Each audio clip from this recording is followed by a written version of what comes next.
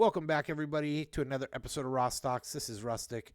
Today, we're going to be taking a look at Tesla's daily chart. We're going to look at where price came from, where price ended today, and where price is likely to head tomorrow and into the rest of the week. Before we get started, don't forget to check out the links in the description below, link to the Rawstocks Discord, and some other ways you can support the channel, as well as a link to Top Step, which is a futures-funded trading platform. If you ever feel like you want to take on the challenge of becoming a futures-funded trader, and I recently passed. The link is in the description below. So let's jump into the chart here. CPI came out. It was hot.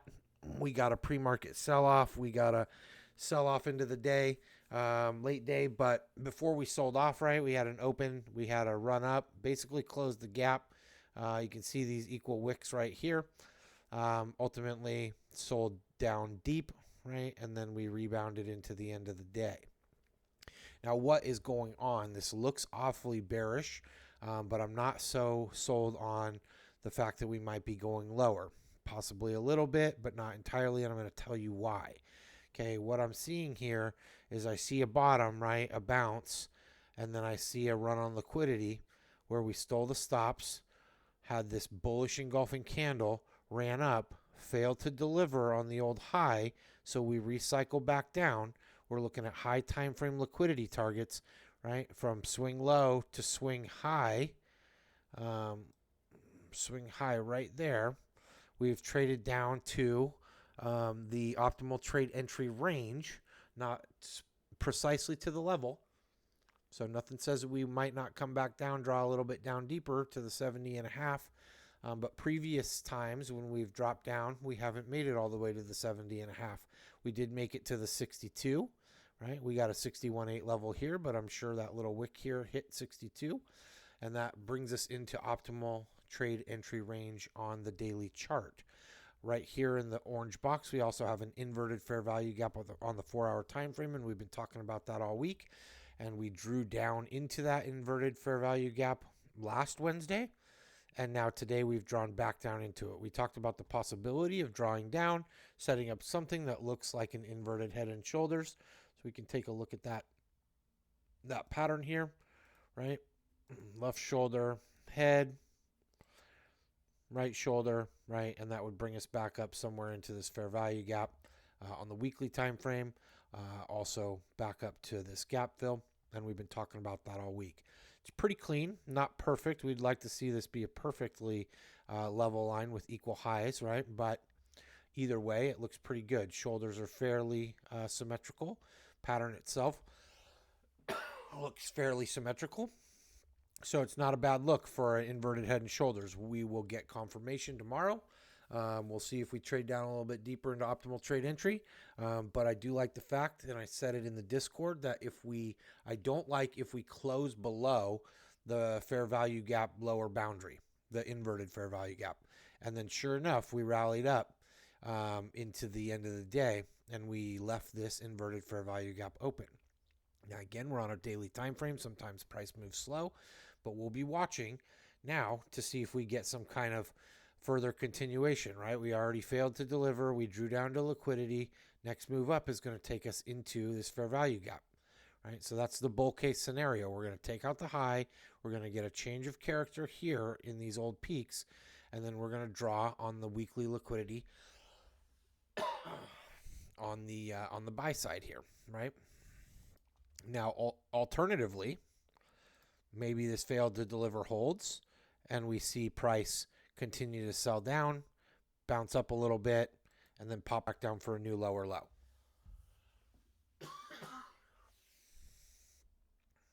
Two different scenarios, right? But at this point in time, we're kind of at a breaking point or a turning point, and we're really watching this 4-hour inverted fair value gap to hold as support, or we're looking for it to give out. And at that point in time, again, we might, if we drop down and break down below it, it might offer resistance as we go down deeper. So we'll still be watching this fair value gap. Just because we close it out if we do head lower does not mean that it's not an important area. It should offer resistance if we want to head lower. There's no reason to come. There's very little reason to come back up here, besides that we do have now a very small fair value gap on the daily time frame. And if we take a look at that, It's going to be right here, right? It's not huge.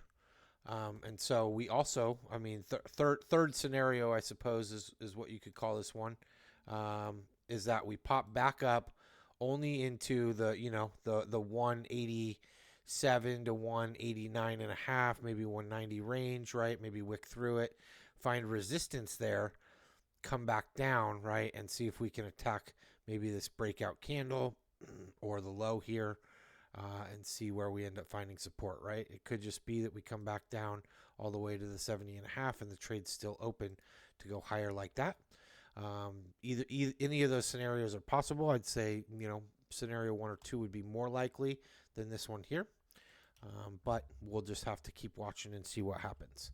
Let's drop down into the 4-hour time frame. Again, we talked about this previously, but we got the fair value gap inversion here.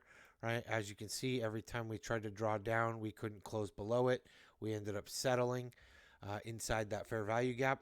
Now, if you're bullish, what we're looking for to occur is we're now looking for that move to take out this high and take out the previous high that starts this fair value gap, right? Because we know that it rejected right at that fair value gap, or that's actually the on the weekly time frame. That's what kind of gave us our fair value gap. And then we know we failed here, so we'll be looking to take it out on the next move up and draw deeper into this weekly fair value gap. Now, just like we're spending time inside of this inversion, right here, right, we kind of come down, toy with it. We're in it for multiple 4-hour candles. This is a big weekly fair value gap. So not sure that we might spend some time kind of bouncing around in it, or we might just see price rip up through it. I'm not sure we have the catalyst for that, but we'll just have to see, what happens. If that is the case, we're looking at a third wave, on an Elliott wave structure. So we would have 1, 2, now 3. 3 is longest and most drawn out. But that could take us all the way up if this optimal trade entry could take us all the way up to, one of our take profit zones, or potentially 214.27 as our optimal trade entry or our symmetrical swing target price.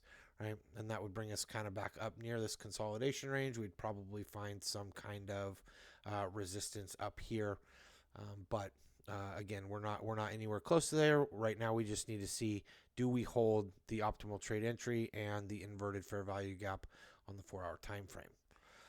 So then, if we drop down into the 15-minute time frame, it shows a little bit more of today's activity. Right, we have our London range or our pre-market range. Okay, we ran the stops out before the market opened, right? Here's our 8:30 candle. Market opens here, right? So we had this drop down. 8:30 candle is when the data released. So we got a quick sell off into that inverted fair value gap, right? Found support, ran back up. We've talked about this in the past, and we could go back and look at a few other days, if you will. But when we're having a directional day, you can see it happen, same thing on Monday, right? We ran the stops, we pop back up only partway into, right? Only partway into the London or pre-market range and found rejection. Same thing happened here. We ran the stops out, we had our data release, so we had that massive drop. When we pulled back up, we're not expecting price to go all the way up to the London Open, similar to Monday. We saw price try to get back up near the middle range of it, and then ultimately we sold off from there. So you can also see on other days, right, when we seem to fade that open long before market opens, right, not at market open, but long before market opens, where we start to already take those losses. Like this one here, you can see it actually waits till market opens, does our dump, rebounds, ends up taking out the pre-market high, right? Same thing here, right? Our 9:30 candle right here runs the stops out in the 9:30 candle and then attacks the pre-market high and even above. So different ways you can watch that, to see what happens.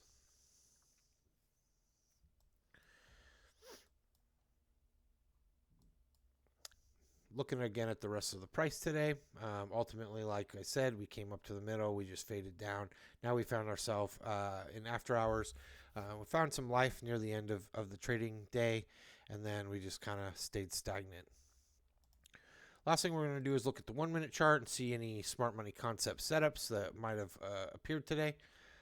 Right, so it's hard to sometimes tell when you get this, this pre-market sell-off, because you get a nice massive fair value gap, right? So it's going to attract price back to it. We know that. But where price is going to end is not always known. So there's an order block here. It looks like that's what price kind of attacked. Took out the fair value gap just barely, right? But we also saw this nice run up. But there was no indication when the silver bullet happened that there was a good entry point there. If you look on the 1 minute chart, there was really no fair value gaps through all of this. Not until we get down here, we saw our market structure shift here, or in this candle here, we see it pop back up into this fair value gap, and then it fades it right down to the previous low. That was our only really good indication of an entry. As far as this move up, also not a lot of indication that there was a smart money concepts entry there as well. We can maybe look at, there's fair value gaps in here on pre-market. We drop down into those fair value gaps, then we start to run. Could have been a good entry there.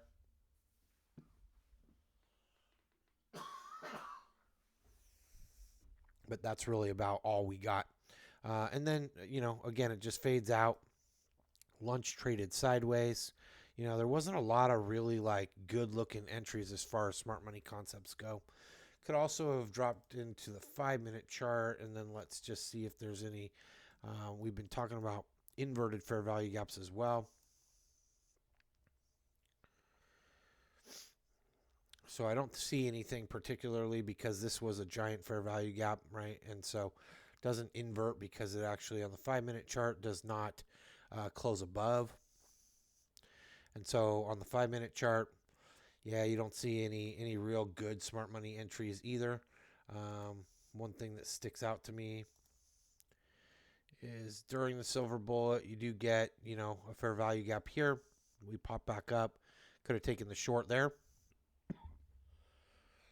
And then, there's a second fair value gap. Could have tried to take the short in that fair value gap too. Either one would have played out. Weren't ones that I saw. I'm still riding some bad trades from Monday, so we'll see. I also have some swings that I'm still in that are out till April. So we'll see what happens over the rest of the course of the week. Hopefully this has been helpful. Again, laid out a couple different scenarios that you guys could be looking for into the end of the week. And good luck with your trading. Thank you guys for the support. Don't forget to like, subscribe, and share with all your friends.